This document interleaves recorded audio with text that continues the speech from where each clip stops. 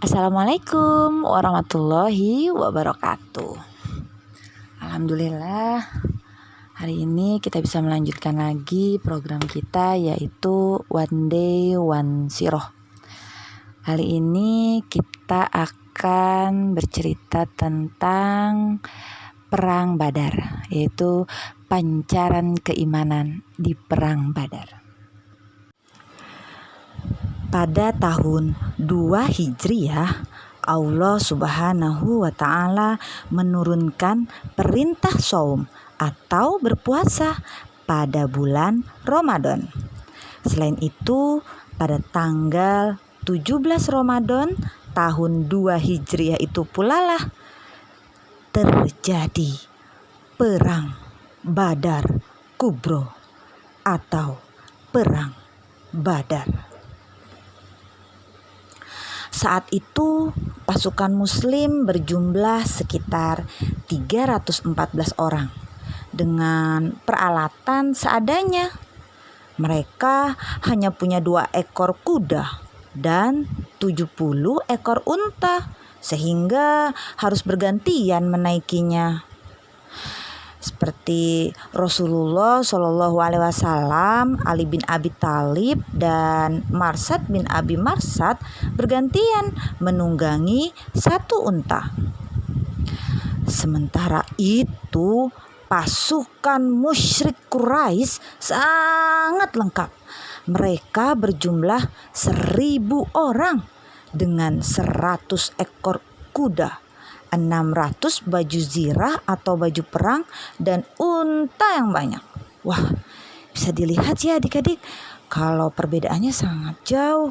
Kita pasukan muslim 314, sedangkan dan peralatan sederhananya, sedangkan pasukan musyrik Quraisy 1000 orang dan komplit.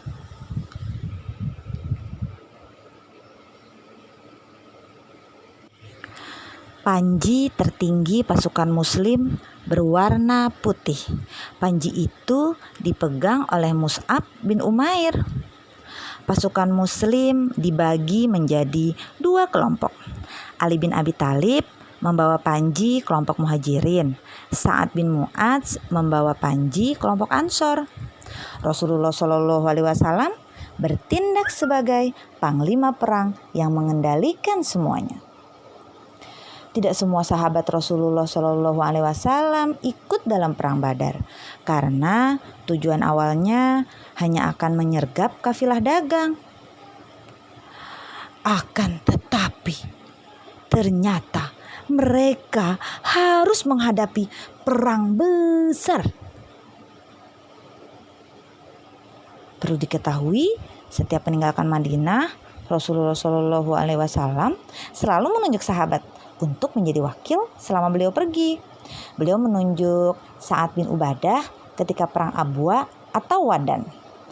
Nah, saat perang Badar ini yang bertugas di Madinah adalah Abdullah bin Ummi Maktum sebagai imam sholat dan Abu Lubabah al-Ansori sebagai amir atau wakil Rasulullah Shallallahu Alaihi Wasallam.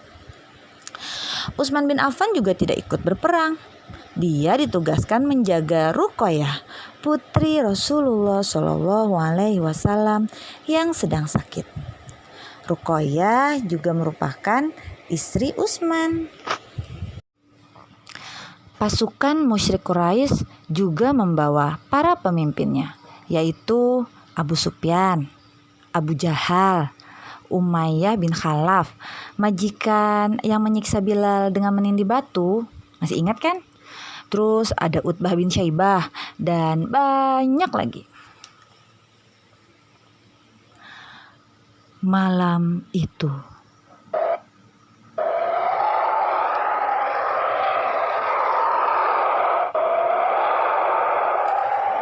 hujan turun sangat lebat.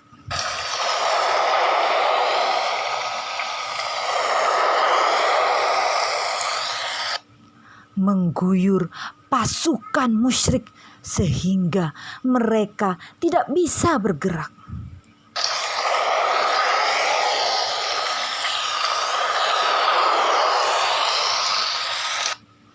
Sementara untuk pasukan Muslim.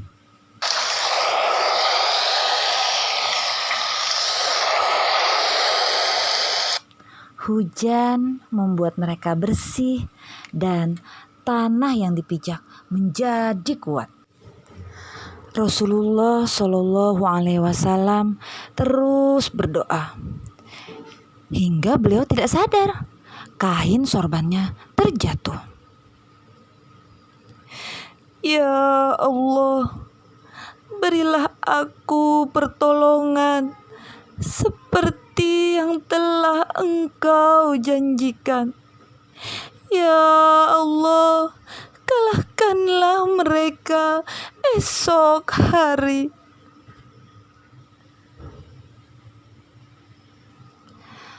Saat pertempuran mencapai puncaknya, Rasulullah Shallallahu Alaihi Wasallam berdoa, Ya Allah, jika pasukan Muslim hancur hari ini, Engkau tidak akan disembah lagi. Abu Bakar begitu iba melihat Rasulullah Shallallahu Alaihi Wasallam. Wahai Rasulullah, cukuplah. Allah pasti akan memenuhi janjinya, kata Abu Bakar.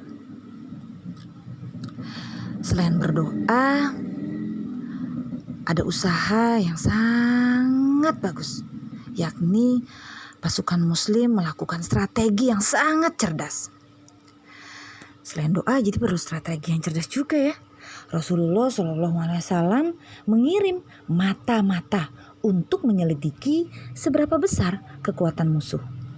Atas usul Habab bin Al-Munzir, pasukan Muslim menduduki tempat yang dekat dengan mata air.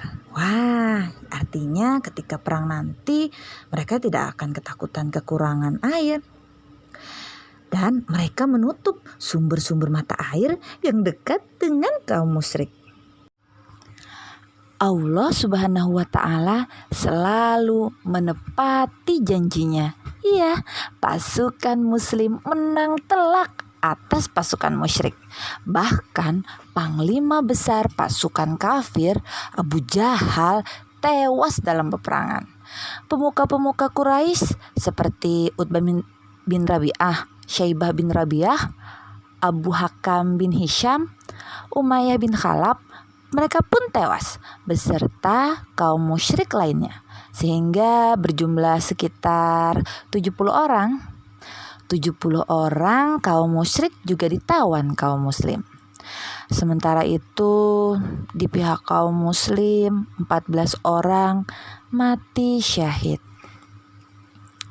Karena usaha dan doa yang dilakukan dengan sungguh-sungguh oleh pasukan Muslim, Allah Subhanahu wa Ta'ala menurunkan para malaikat untuk membantu mereka memenangkan peperangan. Perlu diketahui nih, sebelum perang Rasulullah Shallallahu Alaihi Wasallam mengelilingi medan peperangan sambil berkata, ini tempat meninggalnya si fulan, insya Allah. Begitu seterusnya. Beliau menyebut satu persatu nama.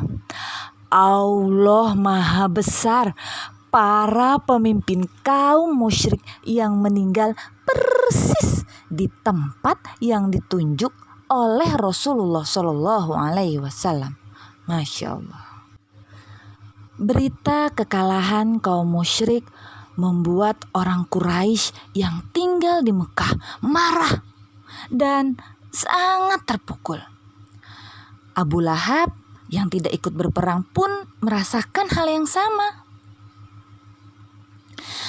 Beberapa hari usai mendengar kekalahan perang Badar, Allah Subhanahu wa Ta'ala menimpakan penyakit kepada Abu Lahab hingga sekujur tubuhnya bernanah. Dia meninggal dengan sangat mengenaskan. Selama 3 hari Tidak ada yang mau mengurus jenazah Abu Lahab, termasuk anak-anaknya sendiri. Begitulah Allah Subhanahu wa Ta'ala hinakan para musuhnya. Nauzubillahi min zalik. Mudah-mudahan kita selalu menjadi kekasih Allah ya.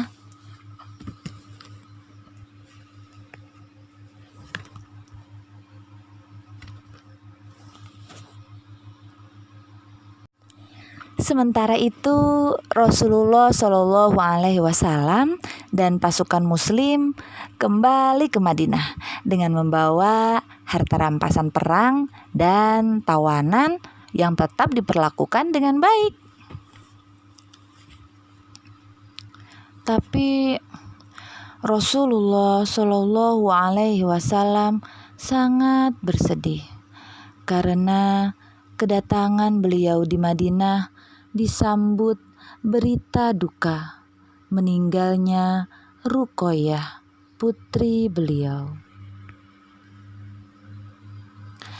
Beberapa waktu kemudian Rasulullah Shallallahu Alaihi Wasallam menikahkan Utsman bin Affan dengan putri beliau yang lain, yaitu Ummu Kulsum. Nah, karena hal ini, karena si Utsman menikahi dua putri Rasulullah, yang tadi Ruqayyah, terus Ummu Kulsum, akhirnya Utsman bin Affan diberi gelar Dzun Nuraini, Dzun Nurain, pemilik dua cahaya. Masya Allah. Kekalahan kaum musyrik di perang Badar membuat orang Yahudi semakin membenci Rasulullah Shallallahu Alaihi Wasallam. Mereka mencari segala cara untuk melanggar piagam Madinah. Rasulullah Shallallahu Alaihi Wasallam menasehati para Yahudi dengan baik, akan tetapi mereka tidak mau mendengar hingga terjadi perang Bani Qainuqa. Kaum Yahudi mendapat pembelaan dari Abdullah bin Ubay, seorang munafik yang sangat pandai berdusta. Perang yang berlangsung selama 15 hari dengan pengepungan benteng Bani Qainuqa akhirnya berhasil dimenangkan kaum muslim. Alhamdulillah. Rasulullah Shallallahu Alaihi Wasallam kemudian meminta kaum Yahudi Bani Qainuqa untuk meninggalkan Madinah. Di saat kaum Yahudi terus memusuhi kaum muslim, kaum musyrik di Makkah sedang menyiapkan aksi pembalasan. Mereka menyiapkan pasukan yang lebih besar dan lebih lengkap dari perang Badar. Jumlah mereka sekitar 3.000 pasukan, 3.000 unta, dan 200 kuda. Pasukan muslim berjumlah sekitar 1.000 orang. Akan tetapi di tengah perjalanan lagi-lagi Abdullah bin Ubay, itu seorang munafik yang pandai berdusta, kali ini dia melakukan pengkhianatan. Oh iya, dari mana ya kaum muslim tahu kalau kaum musyrik di Mekah akan menyiapkan aksi pembalasan? Rasulullah tahu dari Abbas bin Abdul Muthalib, yaitu paman Rasulullah Shallallahu Alaihi Wasallam, yang menyampaikan berita bahwa kaum musyrik Quraisy sedang menyiapkan pasukan besar untuk menghancurkan kaum muslim. Rasulullah Shallallahu Alaihi Wasallam pun segera bersiap. Saat itu Abbas belum masuk Islam. Abbas baru masuk Islam usai umroh qada atau sebelum Fatu Mekah. Si Abdullah bin Ubay pulang dengan membawa hampir sepertiga pasukan, sehingga pasukan muslim tersisa sekitar 700 orang saja. Awalnya Rasulullah Shallallahu Alaihi Wasallam menginginkan pasukan muslim bertahan di Madinah saja. Akan tetapi para sahabat lebih memilih berperang di luar Madinah. Ya, begitulah Rasulullah Shallallahu Alaihi Wasallam. Beliau selalu memutuskan segala sesuatu dengan musyawarah dan sangat menghargai, menghormati keputusan tersebut. Kedua pasukan ini kemudian bertemu di lembah Uhud. Apa yang terjadi setelah bertemu kedua pasukan? Kali ini, akankah pasukan Muslim kembali memenangkan pertempuran dengan gemilang sebagaimana di Perang Badar?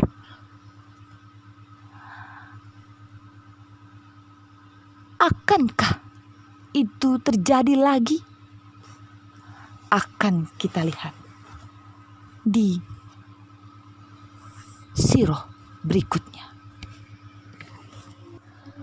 Alhamdulillahirrabbilalamin, akhirnya kita bisa melihat bagaimana perjuangan, bagaimana kukuhnya para pasukan Muslim membela, dan bagaimana bantuan dari Allah Subhanahu wa Ta'ala pada saat Perang Badar. Tidak ada yang tidak mungkin, asal ada usaha, doa. Insya Allah, Allah tidak akan lepas. Allah akan selalu menepati janjinya. Barang siapa yang berusaha dan doa, pasti Allah akan beri kemudahan. Oke, terima kasih banyak. Mudah-mudahan apa yang sudah dibaca berjadi bermanfaat dan menambahkan kecintaan kita kepada Rasulullah SAW dan Allah Subhanahu Wa Taala. Terima kasih banyak. Kurang lebihnya mohon maaf. Mudah-mudahan kita bisa menjadi seseorang yang berani dan bersungguh-sungguh seperti para pasukan Muslim di Perang Badar. Terima kasih. Assalamualaikum warahmatullahi wabarakatuh.